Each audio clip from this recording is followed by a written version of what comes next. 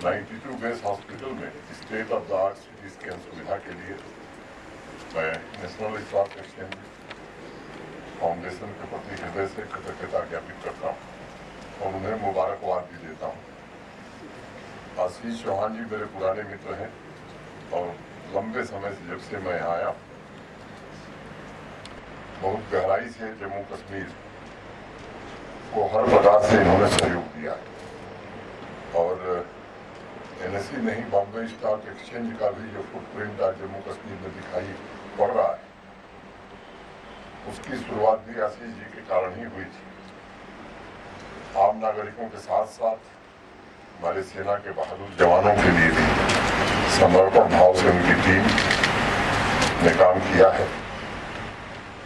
देश की एकता अखंडता में जुटे हमारे वीर सेना के जवानों की सेवा में जो भी संगठन या जो भी ऑर्गेनाइजेशन सहयोग देगा मैं समझता हूँ कि वो देश की सबसे बड़ी सेवा है।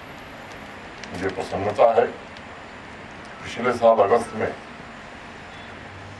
जब आशीष जी अंतिम बार आए थे तो मैंने उनसे एक आग्रह किया था।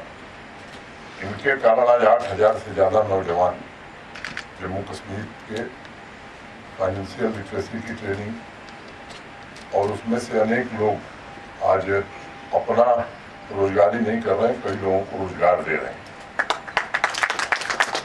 नेशनल डिफेंस एकेडमी का एक आदर्श वाक्य है, सेवा परमो धर्म।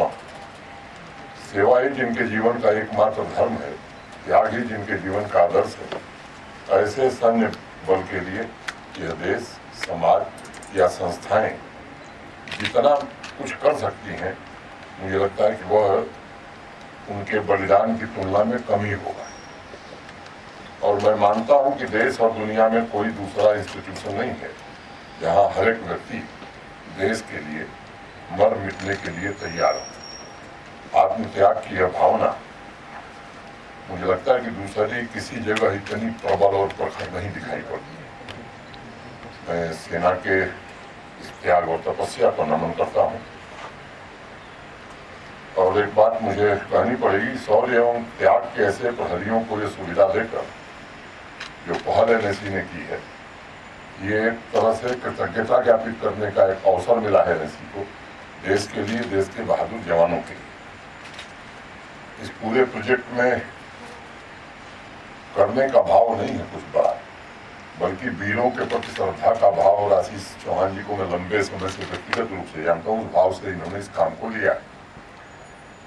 आप सब देख रहे हैं कि पूरे देश में माननीय प्रधानमंत्री जी के नेतृत्व में मेरी माटी मेरा देश अभियान चल रहा है। मानवता के देवदूतों का वंदन पूरा देश कर रहा है। यह सुविधा उनके लिए क्विक डायग्नोसिस सुनिश्चित करने, बेहतर उपचार का आधार बनेगी।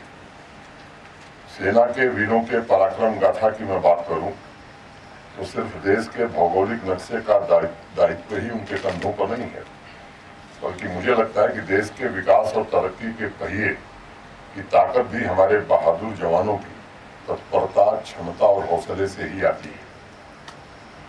कोरोना जब पीक पर था, उस महामारी से देश जूझ रहा था, तो मैंने लेफ्टिनेंट जनरल माधुरी कानितकर, एक बहुत अच्छी बात उस समय उन्होंने कही थी, मुझे याद है।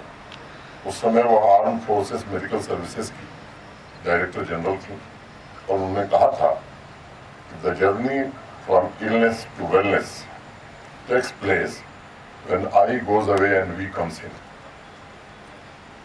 और यही सच है, जब मैं खत्म हो जाता है और हम की भावना से काम किया जाता है, तो बड़ी से बड़ी चुनौतियों का मुकाबला बहुत सहज ढंग से आदमी कर सकता है। आज यह लोकार्पण भी एनएससी और आर्मी की टीम भावना का एक प्रतीक है। जन जन की रक्षा के लिए प्रतिबद्ध बहादुरों को और यहाँ के नागरिकों को ये समर्पित है। जम्मू कश्मीर यूनियन टेरिटरी को सही मायने में हमारे बहादुर जवानों ने अपने खून से सींचा है। और जम्मू कश्मीर अमृतकाल में जब शांति, समृद्धि और विकास की ओर आगे बढ़ रहा है, तब आवाम और सभी प्रबुद्ध नागरिकों को यह सोचने की जरूरत है कि विकास तभी संभव हो पाया है जब आर्थिक इकाइयां सुरक्षा के प्रति निश्चिंत थी।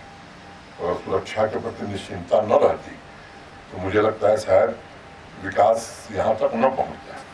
और मैं बार बार कहता हूँ कि बिना शांति के विकास कहीं भी नहीं संभव है। टीम भावना के साथ विकास और शांति के मोर्चे पर पूरी शिद्दत से जो काम हो रहा है उसका परिणाम आज जम्मू कश्मीर में बेखौफ होकर आवाम के लोग अपनी मर्जी से जी रहे हैं।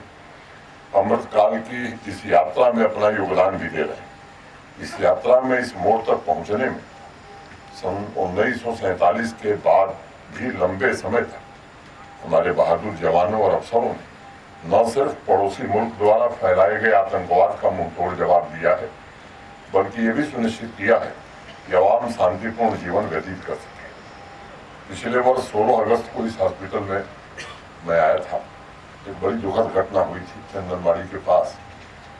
एक बस दुर्घटना में ITBP के हमारे कई जवान घायल हो गए थे। यहीं बेस हॉस्पिटल में ही उनका इलाज चल रहा था। सोपैया के टेरर अटैक में घायल एक कश्मीरी पंडित भाई का इलाज भी यहीं हुआ था। उस समय यहाँ सेवा कर रहे अनेक डॉक्टर से मेरी बातचीत भी हुई थी और मैं समझता हूँ कि जिस संवेदनशीलता और प्रोफेशनल तरीके से उनकी देखभाल की गई थी वह निश्चित रूप से काबिले तारीफ है। अगर सुरक्षा के पूरे ढांचे को देखा जाए तो अनेक महत्वपूर्ण जिम्मेदारियों में से एक जिम्मेदारी ट्रूप्स के स्वास्थ्य को भी बनाए रखना है। उस दिशा में स्वास्थ्य संबंधी निवारक और उपचारात्मक दोनों जरूरतों को पूरा करने में यहाँ के डॉक्टर्स, नर्सिंग स्टाफ की मैं जितनी भी सराहना करूं वो कम हो। अभी आशीष चौहान साहब ने उसके पहले इस अस्पताल को जो देख रहे हैं उन्होंने इस सुविधा और इस टेक्नोलॉजी के बारे में बताया। उसके विवरण में मुझे जाने की आवश्यकता नहीं है, लेकिन एक वाक्य में मैं यही कहूँगा कि क्विक स्कैन, उसका एप्लीकेशन, इमेज जनरेशन और उसके आधार पर ट्रीटमेंट, सामान्य तौर पर इन तीनों प्रक्रियाओं में लगने वाले समय को समाप्त करके नए टेक्नोलॉजिकल टूल्स की मदद से अलग अलग प्रकार की क्लिनिकल नीड्स को एड्रेस किया जा सकता है। सामान्य तौर पर देखा जाए तो जम्मू कश्मीर में ज़्यादातर ऐसे मामले हैंडल करने होते हैं जब डॉक्टर्स को बिना 1 सेकंड की देरी किए हुए निर्णय लेने पड़ते, और उस परिस्थिति में यह सुविधा स्वाभाविक रूप से महत्वपूर्ण साबित हो गई। जम्मू कश्मीर में हमारी सैन्य सेवा का एक बड़ा अप्रतिम इतिहास रहा है। आज़ादी के बाद के पिछले 76 सालों में अनेक चुनौतियों का सेना ने सफलतापूर्वक जवाब दिया है। आज के इस कार्यक्रम द्वारा हम उनकी आत्मशक्ति और संकल्प शक्ति का सम्मान कर रहे हैं। अभी 3 दिन पहले स्वतंत्रता दिवस के उत्सव पर विश्व ने एक नए जम्मू कश्मीर का स्वरूप देखा है। ऐसा जम्मू कश्मीर जो शांति और तरक्की के मार्ग पर एक के बाद एक नई सफलता हासिल कर रहा है। प्रशासन जनता की अपेक्षाओं के अनुरूप उन तक वह सभी सुविधाएं पहुंचाने की कोशिश कर रहा है जो पहले भारत सरकार के द्वारा आती थी लेकिन उन तक नहीं पहुंच पाती थी। सुशासन ने जम्मू कश्मीर के नागरिकों के भीतर एक नए प्रकार का आत्मविश्वास को जन्म दिया है, और ये बात अब आवाम को समझ में आ गई है कि देश की इज्जत का व्यापार करने वालों से सावधान रहने की आवश्यकता है। जम्मू कश्मीर को जो आज मान सम्मान मिल रहा है, मुझे लगता है कि ये हर नागरिक का मान सम्मान है, और मुझे लगता है कि सेना और सुरक्षा बलों का इसमें बड़ा भारी योगदान है। आज हर एक नागरिक सिर उठाकर सीना तान कर चलने का अवसर मिले, इससे वो प्रसन्न है। मैं जितने आम नागरिकों के बयान सुनता हूँ उनका सिर्फ यही कहना है कि उन्होंने अतीत से बहुत कुछ सीखा है, और जिन्होंने आवाम को लंबे समय तक गुमराह किया था उनके चेहरे बेनकाब हो चुके हैं, उन्हें लोग पहचानने लगे। इस कार्यक्रम के माध्यम से मैं ये जरूर कहना चाहूँगा कि जम्मू कश्मीर के जीवन में उज्जवल भविष्य की चिंगारी पैदा हुई है।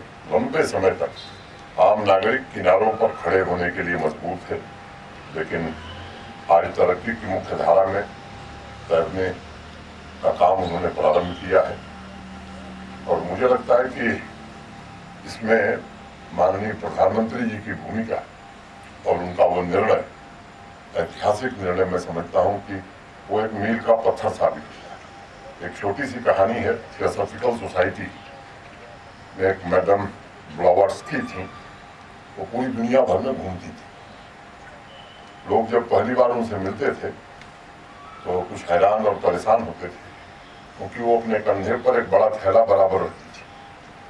जब भी किसी गाड़ी में बैठती थी और जहाँ उतरती थी तो जो भी खेत या मिट्टी दिखाई पड़ती थी उसमें अपने बैग से कुछ निकाल कर बाहर फेंक देती थी। लोग उनसे पूछते थे कि मैडम ये क्या कर रहे हैं, तो वो बताती थी कुछ फूलों के बीज हैं, कुछ दिनों बाद ये अंकुरित होंगे, पौधे निकल आएंगे और फूल खिलेंगे।